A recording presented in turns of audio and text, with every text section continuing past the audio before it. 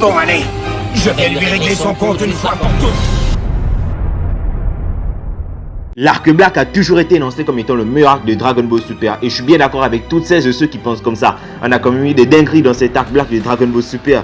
Vegeta Goku, les Kaioshin, les anneaux temporels, les dieux, le futur de Trunks, Vegeta Blue et le Super Saiyan Rosé. Et je pourrais encore en citer plein des comme ça. Mais sans plus encore perdre de temps, analysons le meilleur combat de cet arc et essayons de comprendre certaines questions qui n'ont peut-être pas été dévoilées. Comme pourquoi est-ce que Vegeta a défusionné aussi vite? Pourquoi est-ce qu'il était là rien que pour le fanservice? Plus important encore, qui est ce personnage ayant le même corps que Goku? Qui est ce Kaioshin voulant sympathiser avec lui? Accrochez-vous à vos écrans, ça va déménager. Abonnez-vous tout en activant la cloche et lâchez un énorme pouce bleu de type SSJ Blue en bas de cette vidéo. Maintenant que vous êtes prêts, on est parti. 3, 2, 1, Yakuza!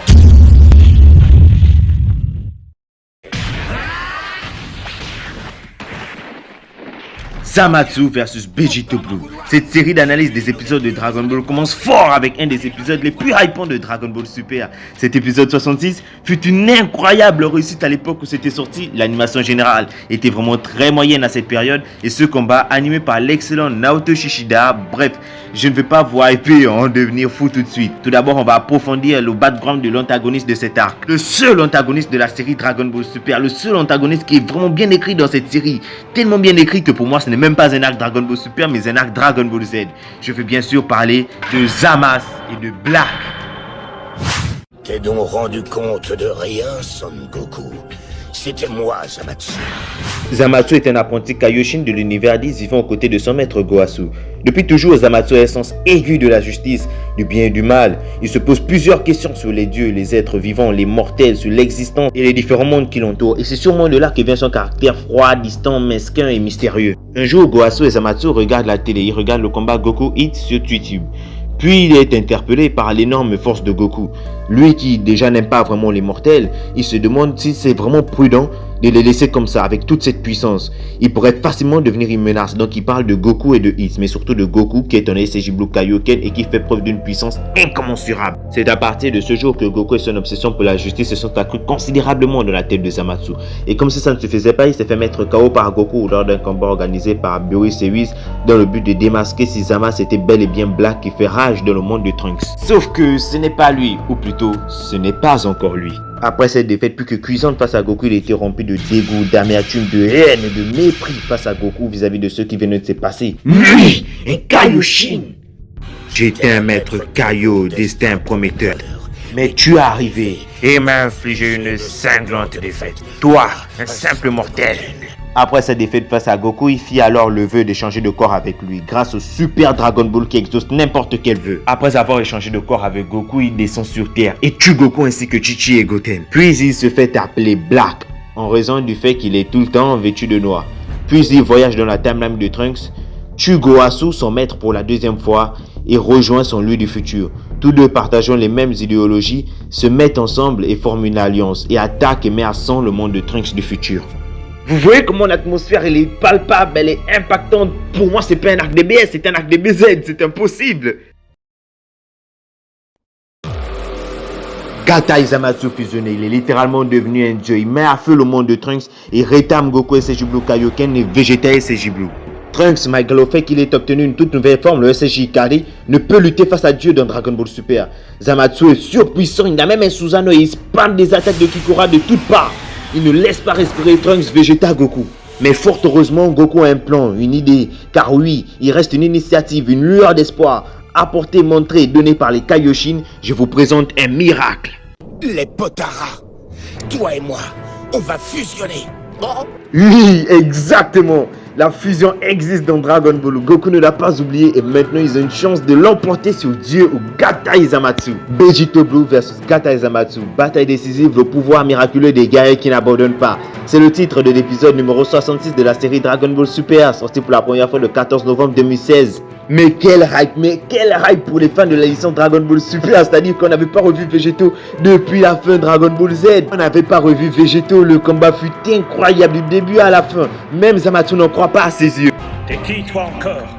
T'as décidé de recourir à la fusion, eh bien nous aussi, figure-toi. Végéto ne perd pas une miette de temps vu qu'il passe direct en mode SSJ Blue et se fait appeler Végéto Bleu. Bon allez, Je vais lui régler son compte une fois pour toutes.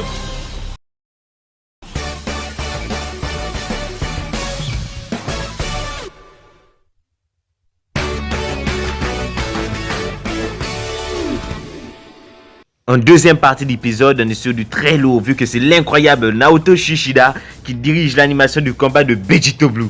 Un combat aussi rapide que spectaculaire. Naoto Shishida signe ici l'une des animations les plus mémorables de la série Dragon Ball Super. Vegito Blue arrive à plaquer Gatai Zamatsu au sol. Zamatsu l'envoie valser avec un rayon qui sort de ses yeux. Il réussit à porter un coup à Vegito qui s'écroule par terre. KO pour Vegito. Zamasu est sur le point d'en finir. Adieu à ce monde!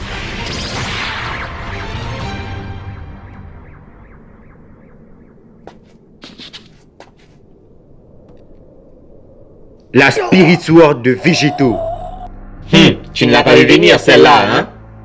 Gatai Zamatsu, censé être immortel, ressent la douleur. Et comme le dit si bien Vegito, depuis qu'il a fusionné avec le corps de Son Goku, il n'est plus immortel. Il a perdu un côté de son immortalité. Car oui, Goku Black n'était pas immortel et Goku lui aussi ne l'était pas. Zamasu dit que c'était exactement ce qu'il voulait, que c'était la raison même de cette fusion. En ne formant plus qu'un avec Son Goku, il a décidé de faire sien le péché mortel et l'échec des dieux, en les faisant tous deux fusionner en un seul être, une seule entité. C'est pour le bien du monde! T'es vraiment en train de pleurer, là? En effet! Et ce sera grâce à mes larmes que le monde sera enfin purifié! Après ce long discours, Gatai Zamatsu se transforme en un être totalement abominable. Ce n'est plus un dieu à ce stade-là. Le combat ne durera point, vu que Vegito n'a juste autant de donner quelques coups suivis d'un final Kamehameha que Gatai Zamatsu se prendra de plein fouet. Suite à cela, Vegito disparaît. Après avoir approfondi l'histoire des Zamasu, quelle était la deuxième question? Ah oui, est-ce que Vegito était là juste pour le fanservice? Plus clairement voir que non. Tout simplement pour la bonne et simple raison que la fusion était la seule alternative pour ne serait-ce que dominer Zamasu pendant un court instant et lui faire perdre presque la totalité de son énergie. L'autre question était, pourquoi est-ce qu'il n'a pas duré et pourquoi est-ce qu'il a défusionné aussi vite? Pour la simple bonne raison qu'encore une fois, il a utilisé trop de ki. Et pour approfondir la réponse, c'est dû au fait que Goku et Vegeta de l'arc Zamatsu ne maîtrisaient pas encore assez bien le SCJ Blue.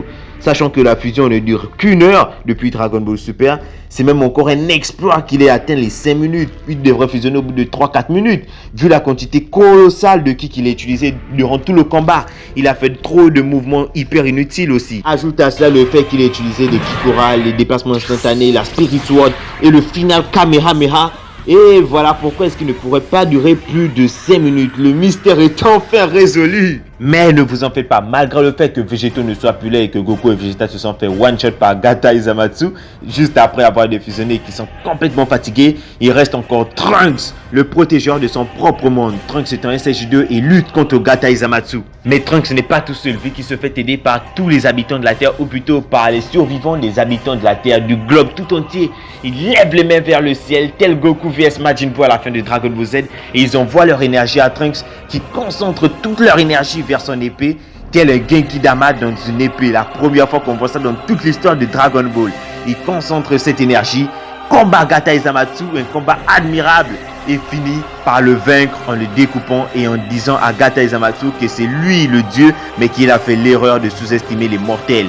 Que lui un dieu, qu'est-ce qu'il fait ici-bas? Pourquoi ne pas laisser les mortels vivre comme bon les semble? Et c'est sa justice, son amour pour la justice qui l'a rendu complètement aveugle et abus de pouvoir. Trunks finit par le tuer et montre ainsi la détermination des mortels et la puissance dont il peut faire preuve lorsqu'ils sont en danger. C'est son amour inébranlable pour la justice qui pousse Gatai Zamatsu à aller à l'encontre des règles que lui-même avait fixées.